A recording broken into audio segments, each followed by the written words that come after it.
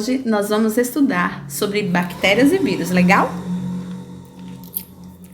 No dia a dia, é comum as pessoas confundirem vírus com bactérias, ou achar que bactéria é vírus. Na verdade, eles nunca sabem o que é bactéria e o que é vírus, mas eles são conhecidos como organismos invisíveis que fazem mal à saúde, ou seja, aqueles que não podem ser vistos a olho nu, só com a ajuda de microscópios. E eles são bem diferentes uns dos outros. Vamos falar primeiro sobre as bactérias. Bactérias são micro-organismos vivos, unicelulares, que nós já estudamos antes, unicelulares, que possuem apenas uma célula, e procariontes, que constituem o reino Monera. Então, eles fazem parte do reino Monera. São 5 reinos. Bactérias fazem parte deste reino. Mais para frente, a gente vai estudar sobre os reinos. Algumas bactérias causam doenças, mas muitas bactérias são importantes para o equilíbrio ecológico. Ao se perguntar o que são bactérias, devemos nos atentar para os seus tipos, que podem ser cocos, bacilos e espiraladas. A principal distinção ou diferença no caso das bactérias é a ausência de um núcleo que isola e protege o material genético. O DNA bacteriano fica espalhado no citoplasma, não fica separado. Nós temos aí a imagem de uma bactéria com suas partes, que é a estrutura básica das bactérias, é essa daí. Possuem todas essas partes aí, cápsula, parede celular, membrana plasmática, citoplasmas, ribossomos, o flagelo, que nós já estudamos no conteúdo passado. Nem todas as bactérias causam doenças ou danos aos seres humanos. Alguns tipos de bactérias fazem bem ao organismo e são, inclusive, fundamentais para a nossa sobrevivência. Por exemplo, no intestino, no sistema digestório, nós temos muitas bactérias e essas bactérias ajudam na digestão. Quando nos alimentamos, vai acontecer ali o processo de digestão e as bactérias ajudam nesse processo. Sem as bactérias, esse processo não aconteceria de modo adequado e nosso corpo não receberia a quantidade necessária de nutrientes. Então vejam como essas bactérias ajudam, como elas são boas, como elas são legais, ou seja, não tem bactérias só ruins que fazem mal, tem as boas também. Então, elas são conhecidas como bactérias do bem. Aqui, nós temos, entre essas bactérias, né, do bem, que contribuem para a boa saúde humana, nós destacamos os lactobacilos, que vivem no intestino e auxiliam no sistema imunitário, da questão da imunidade, aumentando a resistência orgânica contra infecções e, consequentemente, impedindo os processos inflamatórios. Eles são encontrados em iogurtes e leite fermentados. Então, sempre quando você for tomar iogurte, leite fermentado, você lembra, aqui tem bactérias, mas essas bactérias são bactérias do bem, que vai ajudar a aumentar a imunidade e impedir processos inflamatórios no seu corpo. Agora vamos estudar sobre vírus. Os vírus foram descobertos no fim do século XIX. Entretanto, a primeira visualização de um desses organismos ocorreu apenas em meados do século seguinte. Desde então, a ciência já identificou cerca de 3.600 espécies de vírus. Eles são uma exceção entre os vírus. Mesmo sendo capazes de se multiplicar e infectar células, eles não são formados por células. Por isso, utilizam as organelas das células contaminadas para se reproduzir. Basicamente, a estrutura viral é constituída ou formada por uma cápsula que armazena ou que guarda o material genético e pode apresentar diferentes formatos, dependendo do tipo de vírus. Aqui nós temos a estrutura básica dos vírus. Aí é um exemplo, né? Uma imagem de um dos tipos de vírus que existe, que são muitos. Os vírus são obrigatoriamente parasitas. Isto quer dizer o quê? Que eles não conseguem sobreviver sozinhos. Eles precisam se alojar no interior de outro organismo. Então, quando nós temos alguma doença de vírus, é porque o vírus se alojou em nós, que somos seres humanos. Há espécies de vírus que infectam bactérias, plantas e até mesmo os seres humanos, causando vários tipos de doenças. Entre as enfermidades ou doenças causadas por vírus nos seres humanos, destacam-se as seguintes: catapora, herpes, rubéola, sarampo, varíola, poliomielite, raiva, dengue, febre amarela, mononucleose, gripe, cachumba, hepatite e AIDS, que AIDS é uma sigla que quer dizer síndrome da imunodeficiência adquirida, e o tão conhecido agora coronavírus. Aqui nós temos a imagem de alguns tipos de vírus. Vejam como eles têm formas diferentes, né? Temos aí o vírus do HIV, o vírus da hepatite B, o vírus do ebola, o adenovírus, a influenza, o vírus da raiva. Temos aí também o rotavírus e temos muitos outros tipos. Aqui é só apenas alguns exemplos. Coronavírus ou Covid-19, tão conhecido que todo jornal mostra, fala sobre ele, que entramos no nosso computador, nas redes sociais, na internet, temos aí a imagem desse vírus e sabemos de tudo que ele pode causar.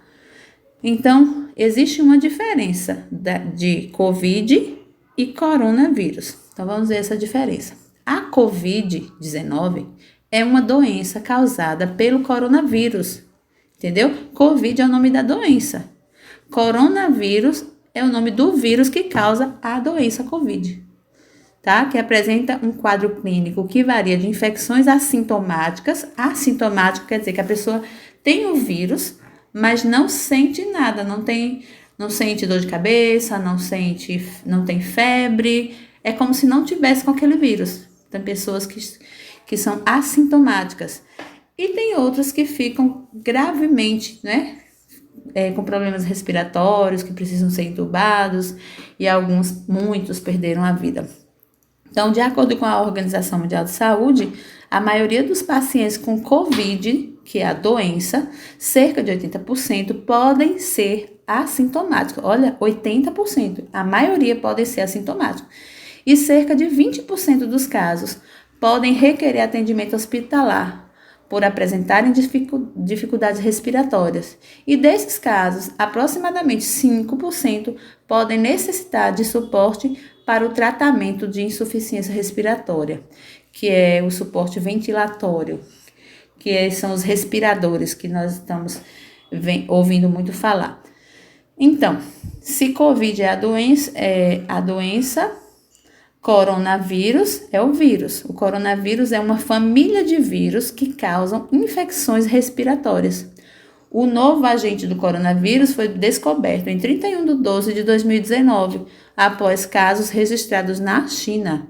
Provoca a doença chamada coronavírus, chamado de Covid-19.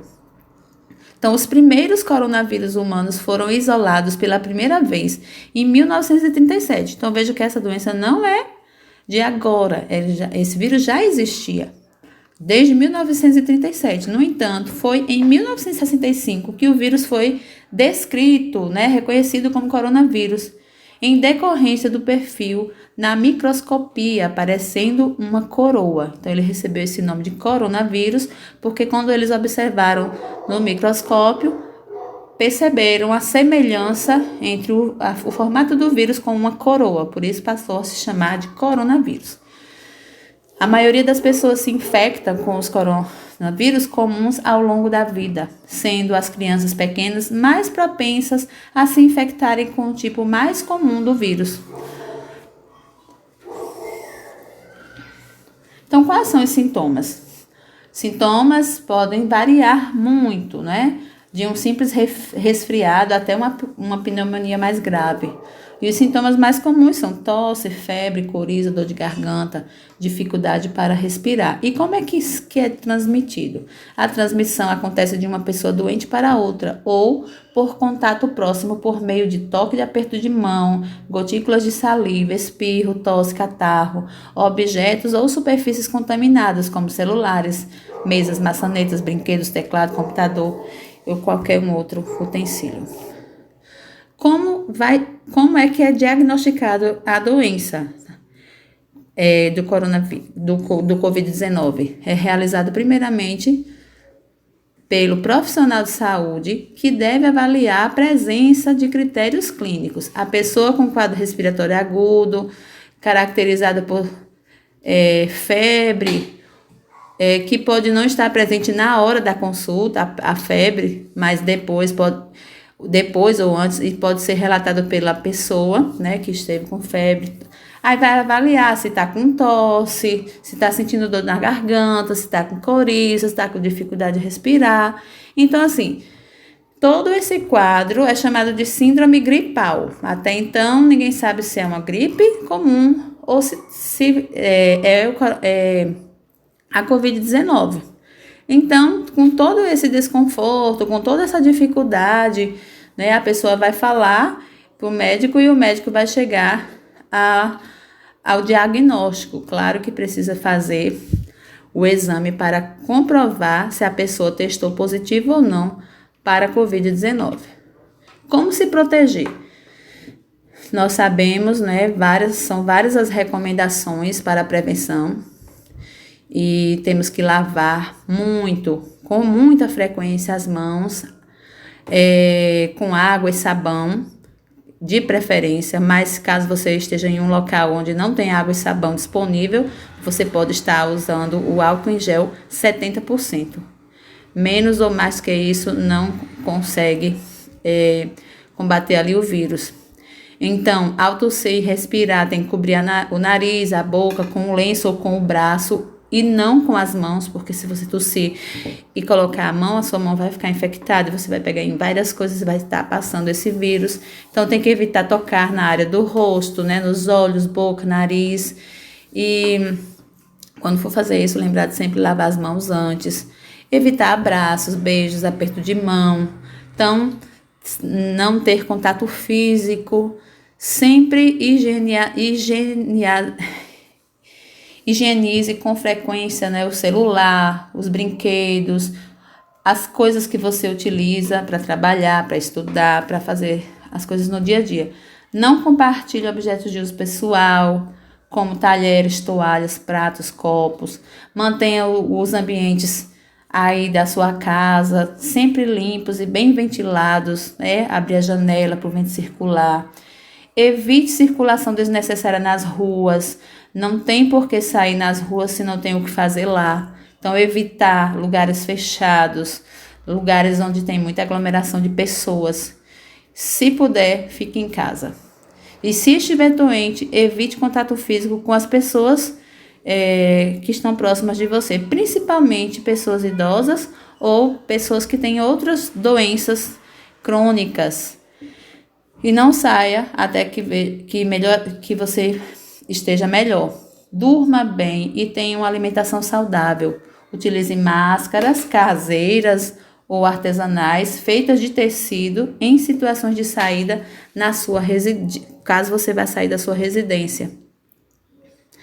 Então, todas essas instruções, né, sobre o coronavírus, eu acredito que vocês já sabem tudo de tanto que estamos ouvindo ultimamente, mas nunca é demais reforçar. Espero que vocês tenham aprendido sobre os vírus e as bactérias e que vocês tomem muito cuidado, não só agora, durante a pandemia, mas sempre. Higienização das mãos e todas essas coisas que nós sabemos que é para evitar o coronavírus. Não é só o coronavírus que a gente evita a doença, mas muitas outras doenças nós podemos evitar se tivermos todas essas precauções. Até mais!